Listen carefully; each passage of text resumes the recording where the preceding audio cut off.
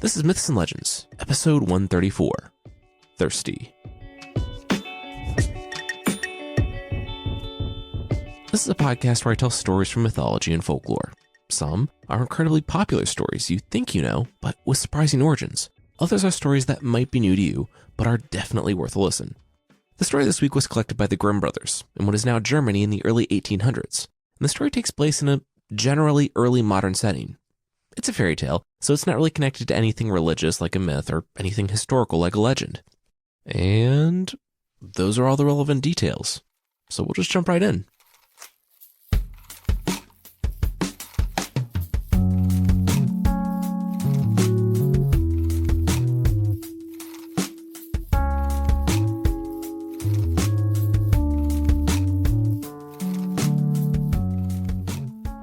It was opposite day, or year, or life.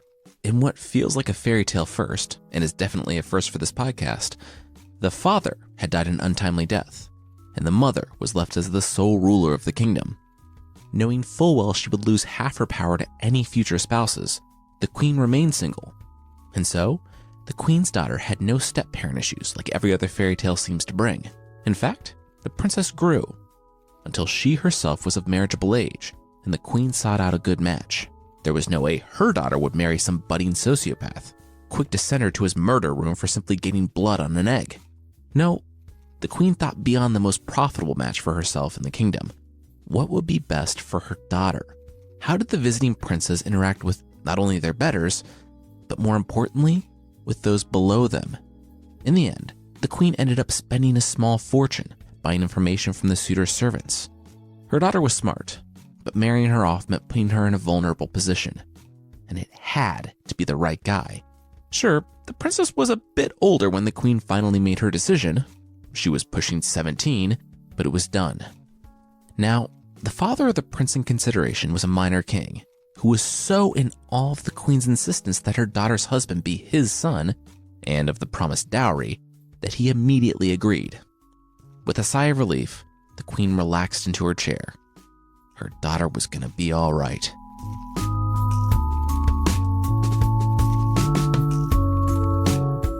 The kingdom was kind of far away, so the queen hired servants to pack up the dowry, which would follow the princess to her new home. Before parting ways, Mom took the princess aside, clutching her hand. The queen stood holding back tears as she produced a knife. As long as the princess lived in her house, in her kingdom, the queen was able to protect her. Here she had freedom, power, and the ability to speak her mind freely. The queen motioned to the walls. As soon as she stepped beyond these walls with the dowry, all that would change. The queen had chosen as good a husband as possible, but there were always surprises and deception. That's why the queen was doing this. As she spoke, she inched the blade closer and closer to her thumb, before pressing down firmly with a slice. Swiftly, she pulled out the towel, sopping up most of the blood. It was then that she revealed an embroidered handkerchief. With it, she caught exactly 3 drops of blood. After bandaging her finger, the queen delicately folded the handkerchief and asked her daughter to tuck it in her dress, keeping it close to her heart. The princess did as her mother asked, and, with a smile, assured her that she would be fine. She might be leaving, but she was going into the world that the queen had prepared her to face. It would be okay. At last, the queen hugged her daughter for what might be the final time. She liked her daughter's optimism, but she knew too much of the world to share it.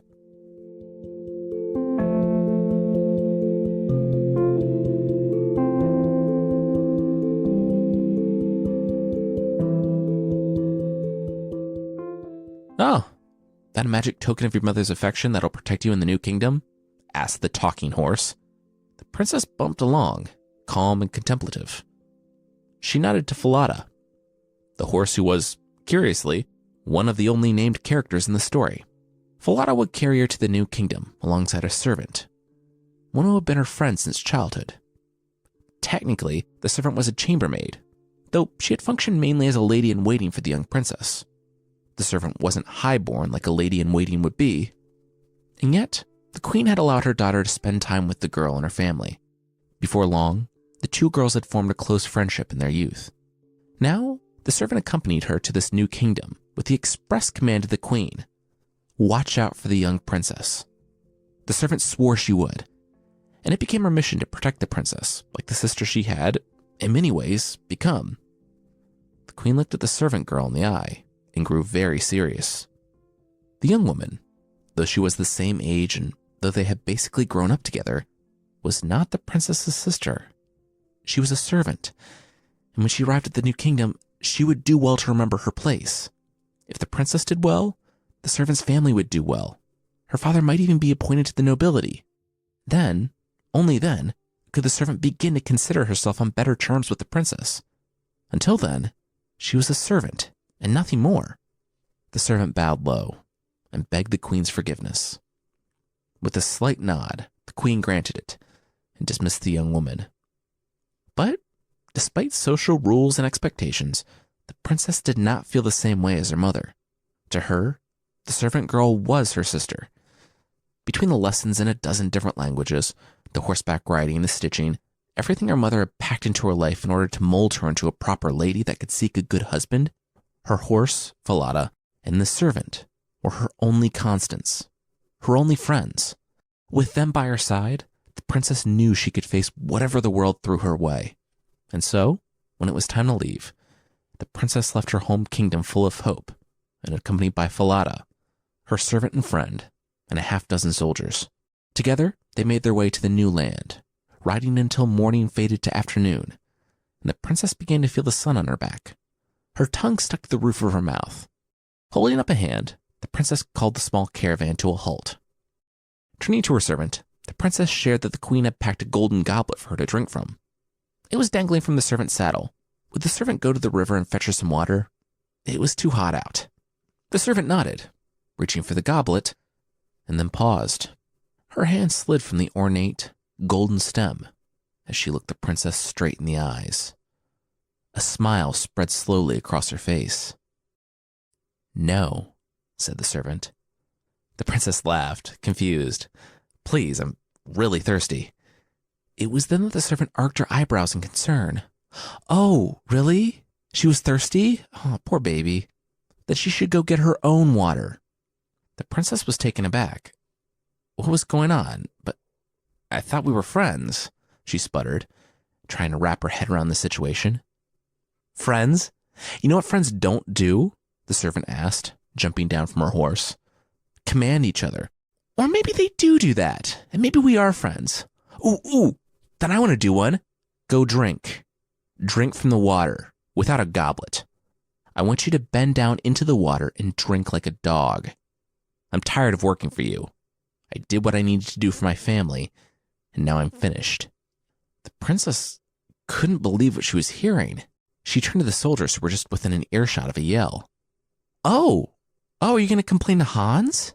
the servant scoffed. The princess spun back to the servant. "Who?" the servant elaborated.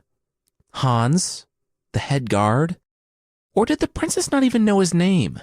Huh. His son died in the war a few years back, and he just lost his wife to sickness.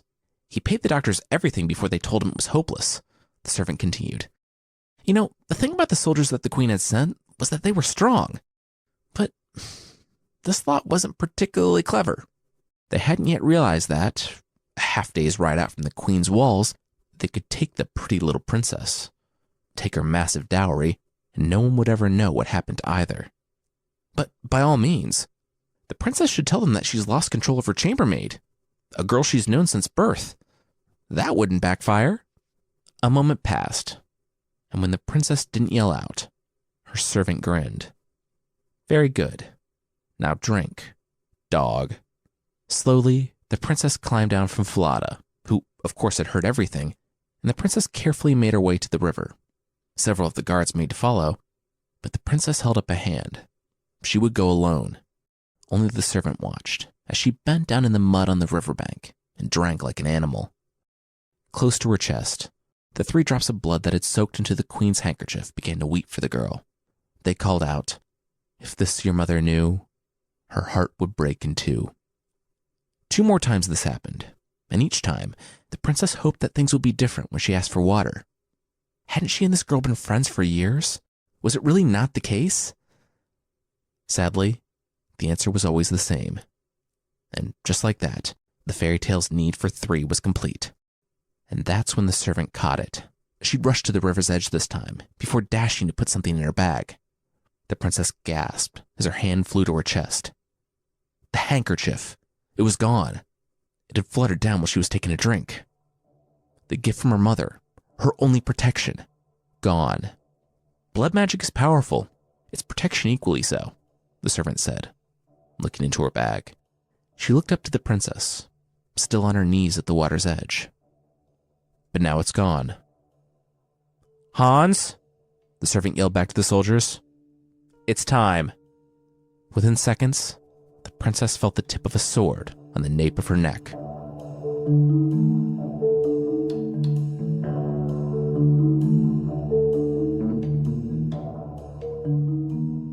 An hour later, the entire caravan was on the move again, with one change. The servant now rode Falada, donning one of the princess's new dresses, one of the ones that she had packed, not the one with mud stains from the river.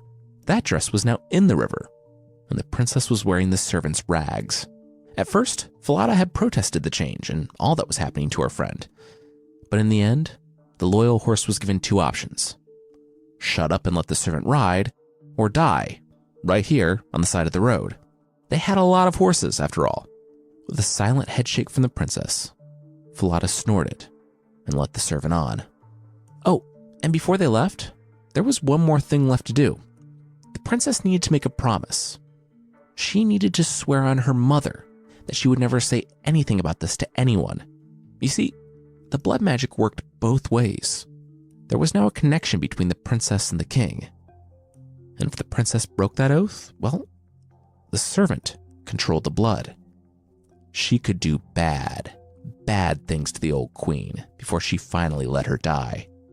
The princess glared at the servant, at the girl who, up until today, she considered a dear friend. The servant flashed a smile. No. The princess had been so perfectly submissive up until now. Why ruin it and risk a sword through her chest and her mother's life? After all, the receiving prince had no idea that there were 2 women in the group, and he didn't need to know. They could leave her here, and no one would ever know what happened to her. Impatiently, the servant made her demand again. Take the oath. So, the princess swore. She swore on the life of her mother, never to tell the truth of her circumstances to another human. The servant rolled her eyes. To anyone. We're in a fairy tale. Animals talk, cookware does nightly dinner performances. Say it. Anyone. The princess wouldn't tell anyone. And so the princess reluctantly agreed, and the servant kicked Falada forward. Excellent. Now, they should really get going. Her husband was waiting. It wasn't long until the caravan arrived at the courtyard, and the eager prince ran out, swept his beaming bride off her horse, and led her inside to her new castle. As the servant learned all about her new kingdom, she made a point to note which of the money was for the dowry, and which money went to the soldiers who so bravely escorted her here. Both the king and the prince were confused. Weren't they supposed to get all the money? Still, it was more than the king ever expected to see in a dowry, so he was happy for it. The servant looked out the window as the soldiers divided up the money, nodded at her, and started to make their way home. And what of the girl? The old king asked. He stood, eyes locked on the princess. She was extremely beautiful, and in stories where beauty literally equated goodness and high birth, this meant something. The servant cocked an eyebrow. What girl? Oh, the one crying in the courtyard? She'd almost forgotten. That was just some random girl they found on their journey here. Obviously a nobody, but they brought her to the city anyway. The servant ran her fingers over the fine fabrics of her new dress. It didn't matter what the king and the prince did with the woman standing in the courtyard, just as long as it involved hard work. She seemed like a woman who got into trouble when she was idle. The king really didn't have any hard work for someone as beautiful as the princess in disguise. He didn't really have any work. But he didn't want to risk angering the new princess and her powerful mother, so he found a position far out in the fields. She would be the new goose girl. Perfect. Just then, the servant in disguise looked down at the courtyard one last time, and she remembered something. The horse. Falada. The rightful princess was bound by her oath. But the talking horse? That was another issue. With a swallow, the servant in disguise turned and burst into tears. Her soon-to-be husband ran to her side, but she could barely speak. That horse, it was horrible. It scared her and it bit her and it almost killed her on the way here. The prince comforted his fiancée, saying he was so sorry. What did she want him to do? Miraculously, tears stopped falling, and the servant could speak again. Kill it. Take off its head.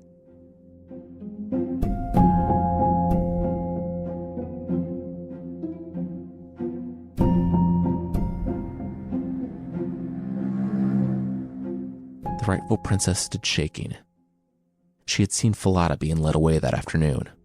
She told her friend, the horse, it would be okay. She would find her when it was safe. But now, as she looked at the horse's head nailed above the exit she had to take every day, she was shocked at just how wrong she had been. To cover her crime, the servant had killed Falada, the only friend the princess still had in all the kingdom, and she'd nailed the head above the very doorway that the princess took every day. The princess would have to watch her friend slowly rot.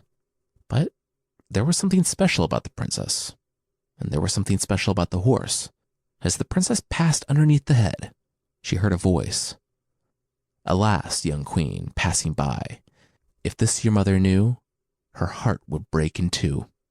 The princess gasped as she heard those words. Falada?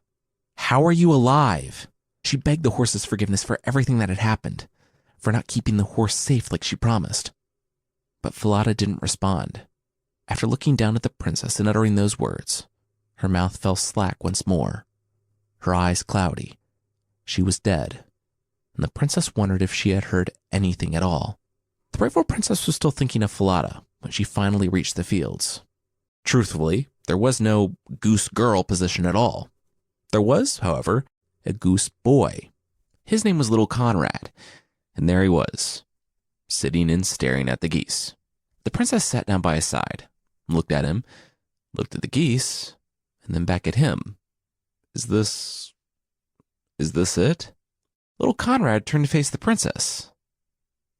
It? You mean, wow, this is it. What a lucky break, right? Because that's what this is. It might be different for beautiful young maids, but Goose Boy is like the best job out there. He wasn't toiling away in some mine or hot kitchen or running after the orders of some nobleman. No, he was watching geese. This wasn't a good gig. It was a great gig, if you could keep it. The princess shrugged. Sure, whatever. And together they watched the geese until about midday, when Conrad took a break from all the sitting and staring to have lunch. He dug into his bread, and that's when he found himself blinded by the glare. He turned, and there, on the goose girl's head, was gold. Pure gold. He'd never seen anything so beautiful in all his life. Why are you looking at me like that? Asked the princess. She had just taken down her hair to comb it.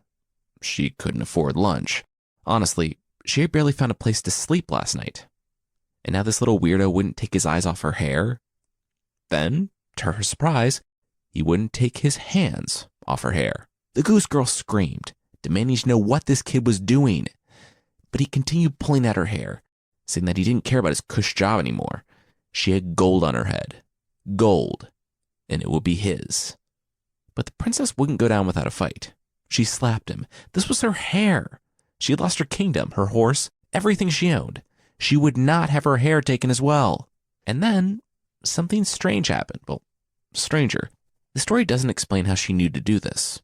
And it certainly isn't my first inclination whenever I'm in trouble. But in a panic, the princess called upon the wind. That's right, the wind. And it worked.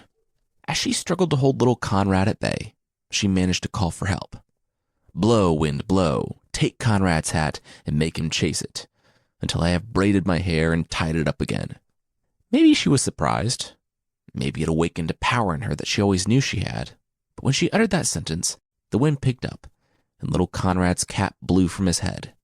Amazed or not, the princess wasted no time. She rebraided her hair, tying off the final ends, just as little Conrad returned, cap in hand and quite out of breath.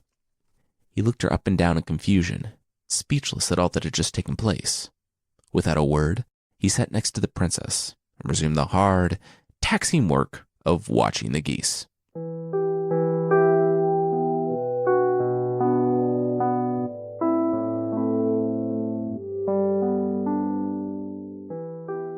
Later, as the goose boy yammered on and on, the king couldn't help but facepalm from his throne. He held up a hand. "I'm going to stop you right there," he said to the goose boy. "I'm not the one who needs to be hearing this. There's your supervisor, then their manager, then the assistant regional manager, and then me. There's a whole chain of command for situations like this. I don't even know how you got in here." But the goose boy was undeterred, so the king sighed, rolled his eyes, and waited for him to go on. "Okay, so get this," the boy continued. "There was this new girl at work, right? Well, apparently she had gold on her head, but she got mad anytime he tried to steal it. It had been 3 days now, and he was still going for it. He would be as rich as the king if he got it." The king rolled his hand in the air, urging the prince to get on with it already. That was the girl's hair. He was trying to steal her hair. The goose boy slumped, one hand feeling his chin. "Oh, yeah, huh." The combing and the braiding and the screaming, that all made sense. Learn something new every day, am I right? That, still didn't explain the wind, though. "Wind?" the king asked. Little Conrad snapped too, telling the king what the goose girl had said every day for the last 3 days about asking the wind to come take his cap. Then, lo and behold, it obeyed. But that wasn't even the weirdest thing, Little Conrad said, looking up at the king.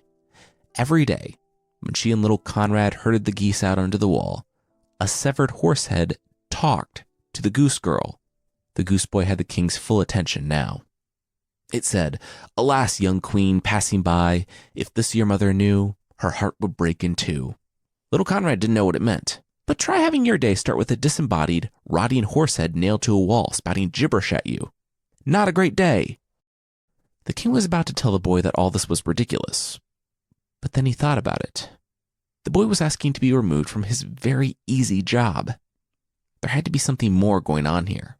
In this talk of a queen, the king had long suspected that there was something different about the goose girl.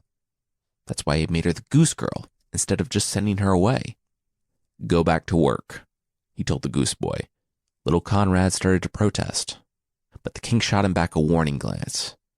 "Do not push your luck."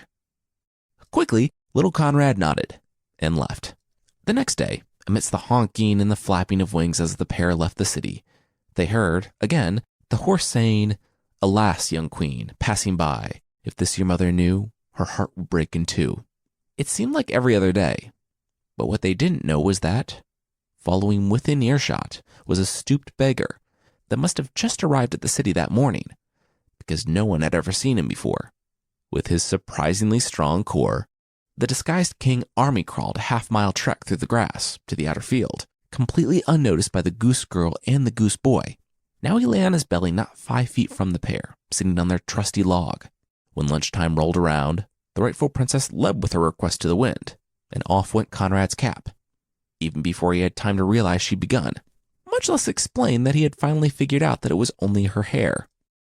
Once the king heard it all, he melted back into the grass and made his way back to the city. He had a meeting to prepare for.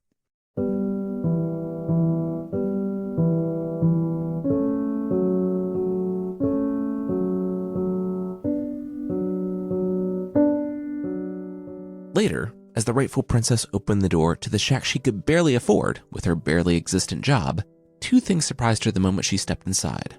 The warm air greeting her from the crackling fire in the corner, and the king, sitting in the other. Instinctively, the rightful princess bowed low, and the king smiled, noting her perfect manners. He had followed her through the gate and into the fields, the king began. Why was she doing these things? She was obviously more than just some traveler that the princess found along the road. What was her story?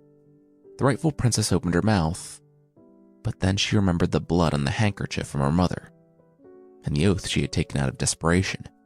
She hung her head. She couldn't say, having sworn an oath to never tell anyone. Already she had lost someone she cared about through this whole thing. She wouldn't lose another. The king looked at her, stood, and nodded. Whatever it was eating her up inside. Sometimes secrets have a power over us that we can only dispel by saying them out loud, even if no one's listening. With a kind smile, the king urged the princess to do just that. She could speak it into her pillow, to a doll, or even the stove, he said, drumming on the iron stove in the corner of the room. With tears, she nodded, thanking the king as he paused briefly in the open doorway. The monarch looked back at the pitiful girl and exited the shack. Outside, the servant that had traveled with the princess betrothed, watched from an adjacent building as the king left the rightful princess's shack and ducked down an alley. She had had the king followed all day and knew he was poking around the princess. The servant sighed. She should have killed the princess when they were on the road, but getting the soldiers to do that much might have been a step too far. She groaned. Looks like she was going to spend the night before her wedding cleaning up this mess after all. Meanwhile, back in the shack, the princess sat weeping. Tomorrow, the servant who had taken her place would be married to the prince, and she would officially take over the princess's life. There would be no coming back from that. The king, though he seemed nice, would likely just have her silenced rather than admit the deception. While the princess spent another morning in the fields with little Conrad, the servant would become royalty. She tried what the king said, confessing her fears and sorrows and telling the whole situation to the stove, but it didn't really make her feel much better. She had underestimated the world and its cruelty in her first venture outside her mother's protection. She knew that when she got back on her feet, she would learn from this experience and be stronger and better for it. Unfortunately, she would never get the chance. The next morning, the soldiers kicked in the door of her shack, put her in irons, and dragged her out into the street. She was charged with conspiracy to commit treason, and she would be executed.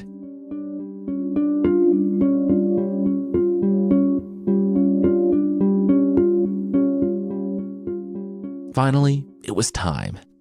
All the nobles had gathered for the wedding ceremony. The disguised servant stood facing the prince, the room silent, waiting. It was then that the king was interrupted by the sound of marching boots and clanking armor toward the back. The servant, about to say her vows, looked back and her eyes widened. She shook her head frantically at the guards, the ones she had sent out just that morning, but they didn't meet her eyes. Ah, good, they're here. The king beamed. He turned to the prince and the servant. There was, it seemed, a traitor in their midst. He had learned of the arrest just that morning, and the girl who would be his daughter-in-law and the future queen was right to command it. Now, here they were, with a woman who was plotting to kill a princess. The servant looked down at the tear-streaked cheeks of the rightful princess, standing in between two soldiers. This had played out better than she could have possibly imagined. The king turned to his daughter-in-law-to-be and asked a question of her. What should they do with traitors in their kingdom? The servant said she really didn't know. She was just a princess. But if the king was asking, she had a few ideas. 1, get a barrel, a big one, with plenty of room to move around in. 2, nail a bunch of nails into the barrel so that the inside was just full of spiky death. 3, throw someone who would dare betray the king's trust and throne into the barrel naked.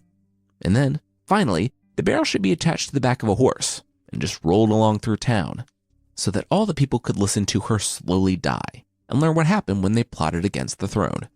The prince stood wide-eyed and more than a little terrified. Oh my gosh. Did you just think of that off the top of your head, or do you have some running list of messed up ways to torture people? He asked, looking at his wife-to-be. The servant in disguise thought a moment. A little of column A, a little of column B, I suppose, she chuckled. The king, however, was neither wide-eyed nor surprised. He nodded, turning to his soldiers. That sounded like a fitting punishment. Take her away. The servant turned back to the prince. Now where were they? Oh yeah, getting married. She motioned to the king, but he was stepping away from her. She was about to ask what was going on when she felt the irons on her wrist. I was in the alleyway last night, said the king. He had heard the most amazing story through a vent pipe of a stove. The storyteller didn't know anyone was listening, so she wasn't breaking any oaths, but she had told a powerful story, a story of her only friend betraying her and taking her throne, the moment they were out of view of home. His personal messengers had returned mere minutes before the wedding from the woman's mother, carrying a description of the rightful princess, a description that matched the woman the false princess had arrested that very morning. The king turned to the servant. As for the friend, she just decided her own punishment, did she not? He nodded to his soldiers. Find a barrel and get hammering. On cue, the servants rushed to the true princess and escorted her to her room, helping her bathe, change, and they led her back to the ceremony. A hush fell over the gathered crowd as the rightful princess stepped into the place of the servant who had betrayed her. Days ago, this was the place the princess never thought she'd be. And in that moment, her thoughts were not of her former servant, but of her mother and all she had done for her daughter in this world. In her heart, she remembered the drops of blood on the handkerchief and the words from Falada.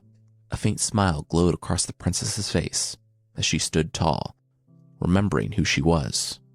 She took the prince's outstretched hand. If this my mother knew, she'd be proud of how I grew.